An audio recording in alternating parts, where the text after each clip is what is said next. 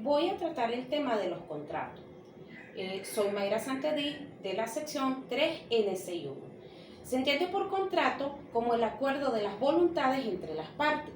Pueden ser orales como también pueden ser escritos. Entre los tipos de los contratos romanos tenemos los contratos verbales, los contratos literales, los contratos reales, los contratos consensuales, los contratos innominados y los cuasicontratos.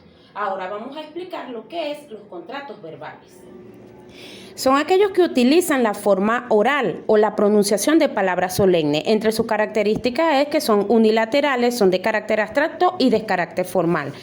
Los tipos de contratos verbales tenemos el nexum, que es aquel donde el deudor se autoemancipa, es decir, se ofrece como esclavo para pagar la deuda, que luego de pagarla es liberado. El esponsio, que se refería a una preguntaba el acreedor y una respuesta por parte del deudor. El iurandus liberti es la promesa o juramento que hace el liberto antes de la emancipación, es decir, antes de ser esclavo. El stipulatio es donde hay una pregunta y una respuesta, se parece al esponsio, pero aquí se incluye al peregrino en carácter de deudor. La dictio doctio es aquel contrato verbal que se trataba en la manera de matrimonio, cuando la mujer se casaba, y el ascendiente paterno que se obligaba a dar una dote a su marido. El contrato literal es aquel contrato escrito que se registraba en la Codex.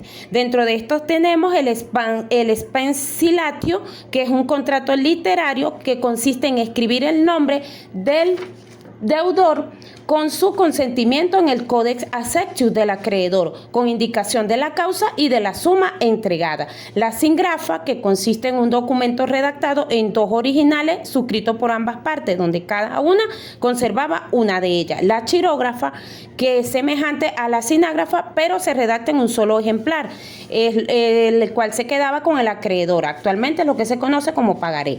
Los contratos reales son aquellos que se trata más de una categoría de contrato más que de una especie, y consiste en entregar la cosa que constituye el objeto del contrato. Entre los tipos de contrato tenemos el mutuo, que es el contrato real donde se entrega una cosa a cambio de otra del mismo valor. El comodato es aquel donde se entrega una cosa para el uso, goce y disfrute por un periodo de tiempo. El depósito es aquel que se da solo en los bienes muebles, los cuales se entregan de manera de resguardo o custodia. La prenda es un contrato real donde se entrega un bien en garantía de una deuda y se reintegra al cumplir la misma. En los contratos consensuales es un contrato que nace por consentimiento de ambas partes y debe ser de forma expresa. Entre ellos tenemos la compra-venta, que es aquel contrato donde se otorga el goce, uso y titularidad de un bien a cambio de un pago en dinero. El arrendamiento es aquel contrato donde se otorga el goce, uso y disfrute de un bien en consentimiento de las partes, por la cual se estipula una renta.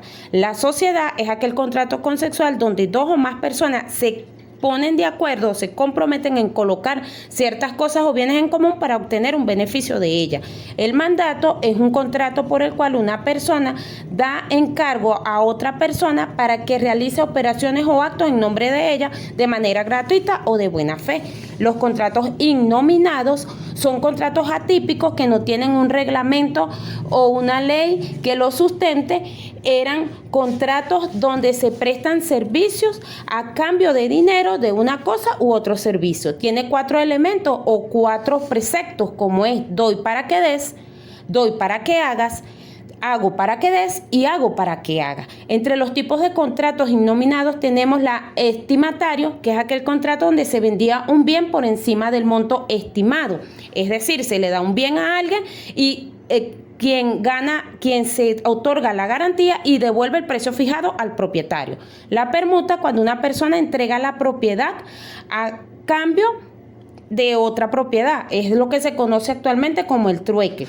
El precario es aquel contrato atípico donde una persona tiene la posesión de una cosa o bien inmueble sin ser dueño de ella y donde el dueño no le da la potestad de tener derecho sobre esa cosa. La transactio es una concesión recíproca que se hacían entre las partes para evitar el litigio. El cuasicontrato son aquellos hechos voluntarios lícitos que generan obligaciones y no tienen consentimiento entre las partes. Entre las figuras de los cuasicontratos tenemos la gestión de negocios, el pago de lo no debido, el enriquecimiento sin causa, la comunidad o división y la tutela voluntaria. Muchas gracias.